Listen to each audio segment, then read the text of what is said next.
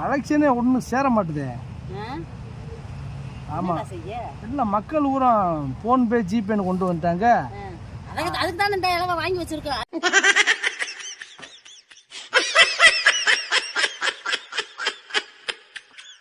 அதை போட்டு நெட்டு சுற்றுது, நெட்டு வேலை செய்யலை, இப்படியே பாதி பேர் போடாமே போயிடுறாங்க. இதுல இருந்து எதுக்கு மாறலாம்? தொழிலை மாற்றணும். தொழிலுக்கு மாற சொல்றேடா, செத்துருவேன்டா. சாக சொல்லு, செத்துருவேன். தொழிலை மாற்ற சொல்லாத. போடா, நீ போய் மாறிக்கிறா தொழிலுக்கு.